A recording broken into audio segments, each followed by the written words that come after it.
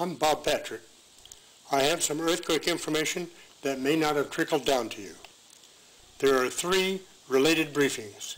In each, the examples are chosen for those who live or do business on the west coast of LA County, inland on the plain, or in the San Fernando Valley. If you see one version and do business or have family in another part of town, you go to YouTube for the other material. I have been researching earthquake effects for over 20 years. I first published a paper on earthquake effects in 1990 when I was a consultant to the Rand Corporation in Santa Monica. Since then, a lot has been learned, but not much has been properly presented to the public. Let me make one thing abundantly clear.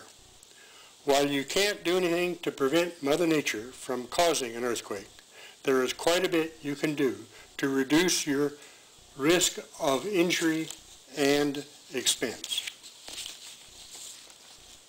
I classify earthquakes based on community impact. A local quake is a small quake handled by local resources. A community quake is a medium quake needing mutual aid from surrounding communities. A regional quake is a large quake that requires state and federal help. When a regional quake hits, it destroys the infrastructure near the epicenter. Gone or damaged are the lifeline utilities, the transportation network, communication systems, and the logistics systems. That is, food, fuel, medicines, and waste disposal. Later, finance and construction will be impacted. The impact of a quake on the building you are in at the time of the quake is a function of 7 factors. 1 is the Richter magnitude and the depth to the epicenter. That's the energy. 2 is the distance the building of interest is from the epicenter. 3, the type of soil into the building. 4, the number of stories the building had. 5, the type of construction of any buildings immediately adjacent. And 6, the construction used in the building of interest. And if the building is not circular, the way it is oriented to the shock wave. If you're right over the epicenter of a big quake, the building you are in will be heavily damaged and you could be seriously injured. If you're some distance away, depending on the 7 factors just listed, you may reduce your earthquake loss and injury by doing some preparation. Quakes can occur at any time, on any day, in any season, and are not triggered by sun, moon, temperature, moisture, or political persuasion. Spans of a couple of 100 years are of current interest.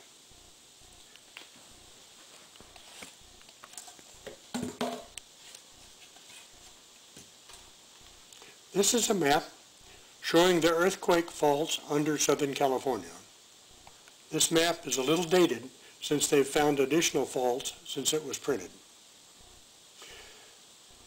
These faults look like the veins in your eye after a night of hard drinking. Here is the San Andreas. The southern half of the San Andreas runs from Parkfield almost to the Mexican border. The last time it moved massively was the Fort Tejon quake in 1857. That quake is estimated at a 7.9 magnitude, and the rent in the Earth's surface was 220 miles long. In 2008, the USGS, the United States Geological Survey, said, "Get ready, it's going to move again." The USGS has published a scenario that postulates a 7.5 magnitude quake on the San Andreas Fault centered at Salton Sea. Here are some cost estimates from that estimate.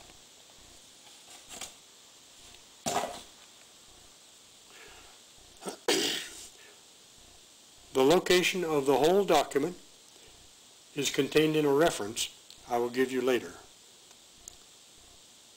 In addition to the cost of the predicted quake, They say business will be interrupted for at least 6 months. Think of damage from a big quake as a series of rings. Over the epicenter, total destruction. In the next ring, partial devastation with some buildings standing and some buildings heavily damaged. If you go far enough from the epicenter, there will be buildings standing with their contents all over the floor. The USGS notes that LA's utilities all cross the fault and are likely to be damaged. Since power is required to pump fuel and fuel tankers need clear roads, running out of gas will be a common problem. Running out of food will follow. Not all hospitals will survive, and those that do may not be fully staffed. There is no provision to expedite vehicles driven by medical people or medicines, water, and fuel to those hospitals that are in full operation. It doesn't take much to imagine a family loading an injured member into a car and fighting traffic to a hospital to find it not in full operation or closed. In 1992, a quake at Landers, out in the desert, taught us that adjacent faults that seem unconnected can fail in sequence and produce a 7.3 magnitude quake. The biggest worry we have is the Newport-Inglewood fault, which runs from Long Beach to UCLA. There are also faults offshore. The USGS borrowed the research submarine Alvin and found recent activity not too far off the coast. If that fault moves, it could result in a tsunami with little or no warning. In 2009, UCLA did a residential quake readiness survey.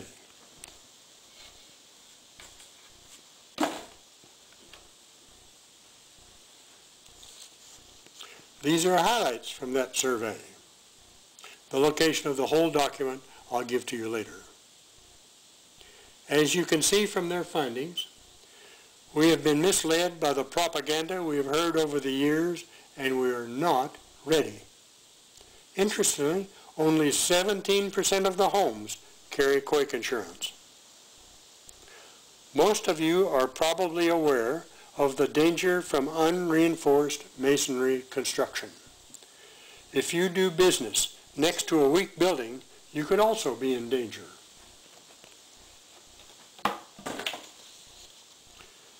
This shows damage from a 1983 6.7 magnitude quake in Coalinga, a little town up northeast of Paso Robles. It occurred on an unknown fault. Note the tall building failed and destroyed a short building right next door. In the 1983 Coalinga quake, a two-story building fell down on the structure next door. Some overzealous firemen pulled down a dangerous wall and crushed a jewelry store without salvaging the valuables first, and only half of the businesses survived 5 years later. In 2003, there was a quake at San Simeon that damaged a building in Paso Robles. 2 women were killed. There was a civil suit. The trial court found the building owner was liable since he knew the building was weak. The appeal court upheld the trial court decision. This is a fault map that you've seen before. All the red lines indicate faults. The big faults are the San Andreas and the Newport-Inglewood. There are additional faults on dry land and more just offshore. Following a big quake, the loss of utilities will be widespread. Most of our electricity comes from the Colorado. Much of our water comes from the Sierra. And the roads and railroads that supply our other needs also cross the San Andreas. If the San Andreas moves, as suggested by the USGS, all of these will be damaged. Depending on the location of the quake and the extent of the damage, it may take a while to restore service. Living or working along the coast means there will be ample opportunity to experience a long outrage, or even an outage. While each utility or jurisdiction will do their best, there will be shortages of crews and materials. If your lights or water go out, they may be out for a while. Those that live north of Santa Monica may also have to cope with landslides.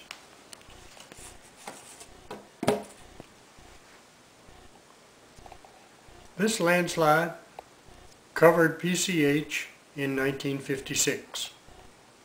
It was not caused by a quake. After a quake, there is likely to be a shortage of heavy equipment to clear roads, and there is likely to be a delay in collecting the operators and getting their equipment to the work site. Some residents may get hungry before they can get to a grocery, and then the shelves may be empty. The combination of a big quake and strong winds is a serious concern. Fire suppression requires a lot of men and equipment. After a quake, men and equipment may be in short supply. Those who have swimming pools should have portable fire pumps. Depending on how much damage the water mains suffer, those who live or do business on the plain may not be much better off. A wind and a shortage of water caused heavy damage in San Francisco in 1906, and again 85 years later in Oakland Hills in 1991. Those of us that live or do business between Malibu and Hawthorne should be alert for tsunamis. There are faults just offshore that could move. If they move, they could generate a tsunami. Since the faults are so close to the surf line, there won't be much warning. The coastline is not posted with enough warning signs telling transients what to do. A big quake on a summer day may leave many thousands of unprepared people on local doorsteps.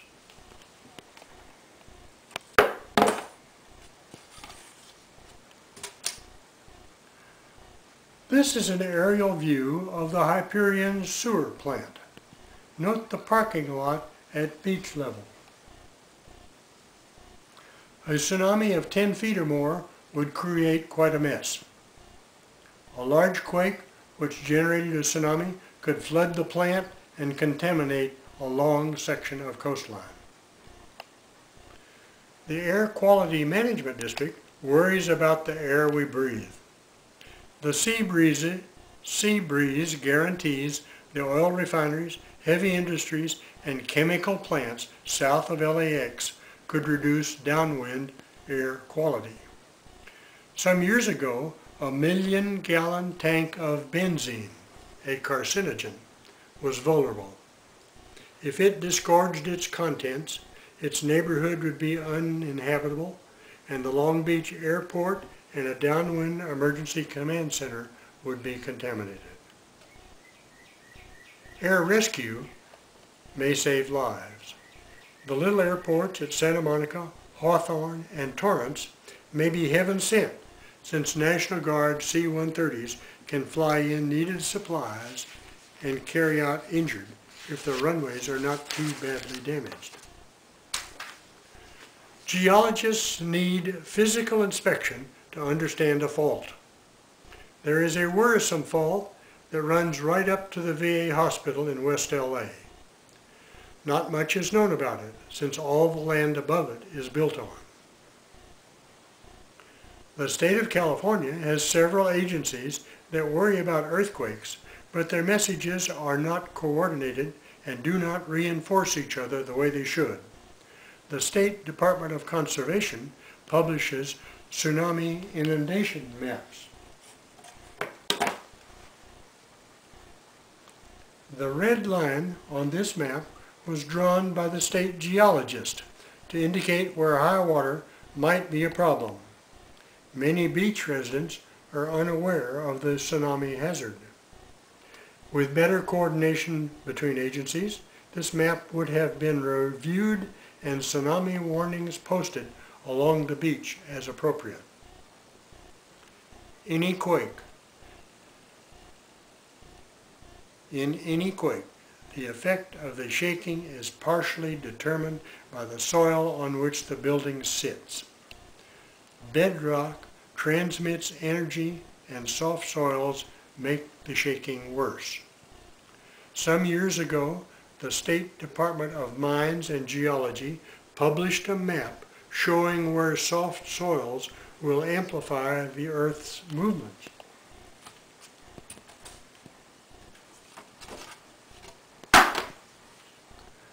The areas highlighted on this map are expected to be the hardest hit by a big quake affecting the basin.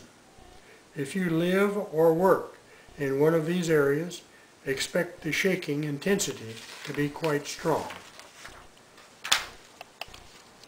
If you do business in one of the suspicious areas, you should take some extra precautions to reduce your risk. The road system is likely to break following a big quake. Our freeways run saturated most of the time. Following a big quake, immediate evacuation by roads does not look feasible. Besides, where would you go? In the 1994 Northridge quake, many bridges and roadways failed. Caltrans has been working 17 years to strengthen the freeway system. The municipalities have spent their money elsewhere.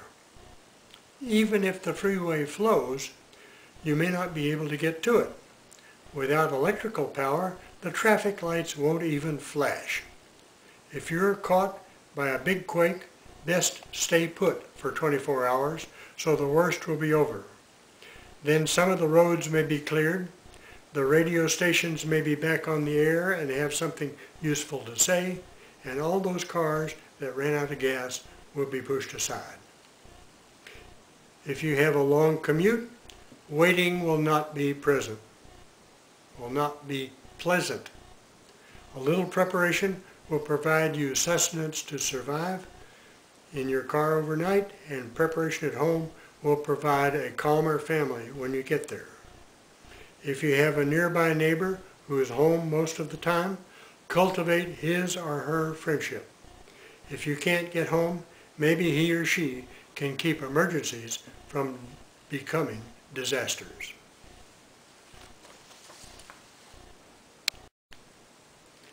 About this time, you're probably harboring a few questions.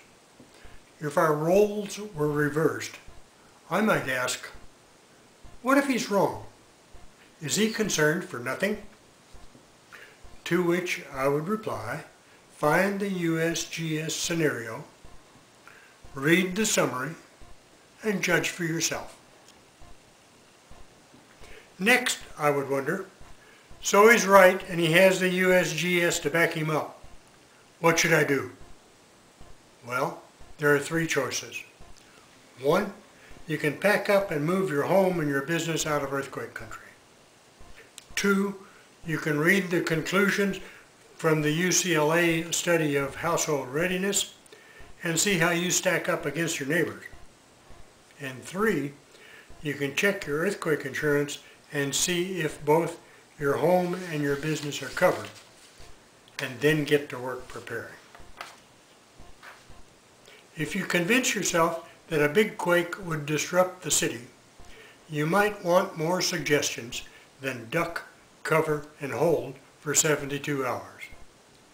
In that case, go to the internet and Google SoCal Quake Essays. I wrote those essays to give you some ideas that might stimulate you to preparing. Some ideas will not take much effort. Some will be superior to common quake advice. And some will make your heart sink, particularly if you find you have a chimney like the one that broke in two in 1906 and killed the San Francisco fire chief. The earthquake establishment makes a big deal out of building codes. The concept is good, the practice is flawed. A building code is the best the architects and structural engineers can come up with that is politically correct. The codes are updated every 3 years, so there's a built-in time delay. The code changes must be reviewed and adopted by local jurisdictions. Some municipalities adopt each code in total, and some choose what to adopt and when.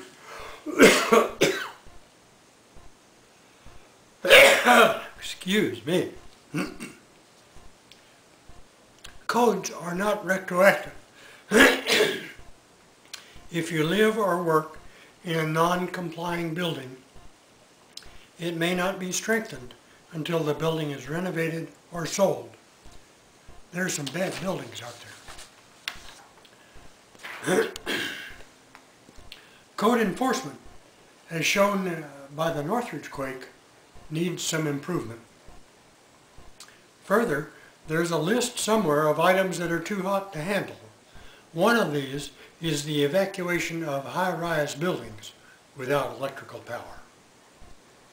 On building codes, a good deal of skepticism is in order. Common earthquake advice has been watered down. What do you do after 72 hours? In Japan, the roads weren't even cleared in 72 hours. They say listen to your radio.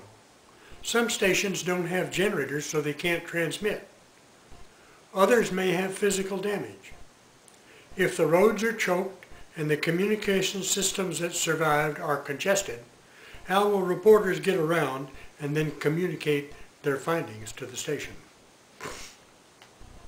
If you have school-age children, what are your school's plans for the kids? What happens when it gets dark and you are stuck in traffic? The state has concentrated their efforts on the structural safety of buildings. They have not addressed a building's contents. There was a tall test facility in Downey that held a satellite under final test. The building was weak. When the shaking came, it shifted the satellite but did not damage it. The contents were worth many times what the structure was worth. Now, most of you will not be testing a satellite in your backyard, but many of you will visit a large hardware store in the next month or so. These stores have installed steel racks to hold excess inventory. Most of this inventory is overhead and not tied down. A good quake will shake some of this loose and onto the shoppers below. Don't tarry in a big hardware store. Get in, buy, and get out. The USGS scenario says financial loss from contents damage approximates the financial loss from structural damage. Here are a few actions that look prudent wherever you live or do business. Both at home and at work, check your insurance coverage.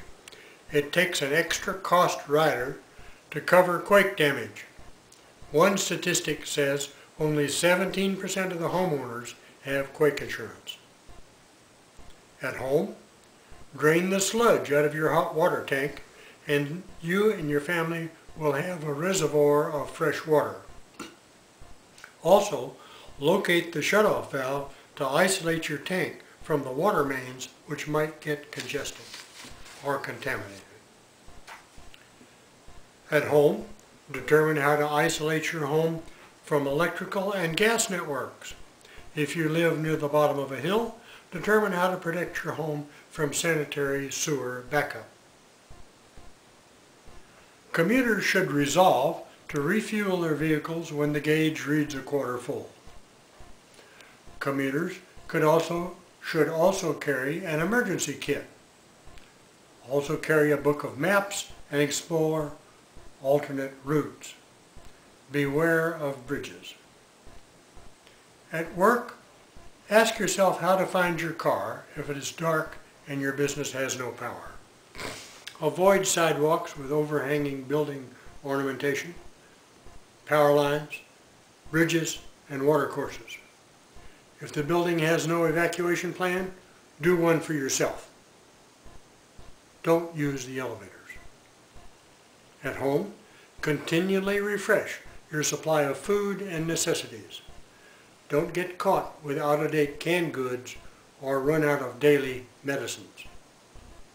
At home, discuss how to provide for family or neighbors who may need assistance. Old folks, infants, handicapped, and coveys of young children may need help. Retired folks could be part of the solution. Schools need extra attention. A recent report says Sacramento has let some school construction go uninspected. The fact that the school's interiors and contents may not be secure is an open secret within the earthquake community. Some evacuation plans are trash. While school staff are first responders within the school day, some are not prepared at home. It's worth checking since little kids cannot forage for themselves. Both at work and at home, if you see a newspaper article or a TV show that tells the preparedness level for hospitals, make notes. Some hospitals were constructed to the new code, some have been strengthened, and some may suffer significant damage. Hospitals don't advertise their state of readiness. The readiness of pharmacies, labs, clinics, and doctors' offices is not even addressed. You don't want to make an emergency run to a closed facility. At work, if your business is damaged, retrieve the computer. Your business computer contains your accounts receivables, payables, contracts, and customer list. It is the key to restarting your business or filing an insurance claim. Wherever you are, don't depend on your usual communication systems. Power poles are replaced on an as-required basis. One weak pole can isolate a whole neighborhood. Cell towers can sustain damage, and those that survive will saturate and no emergency calls can get through. If you cannot get a dial tone, hang up the phone and take some action. For many more details, read my essays. In summary, the big one is coming. We don't know where or when. All utilities cross the fault. Southern California will be shut down. Fire is likely, and there will be a shortage of equipment and water. Communications will be damaged or saturated or both. If you make it through the initial shaking, there will be shortages of power, transportation, food, fuel, medical, and materials for reconstruction. Good luck.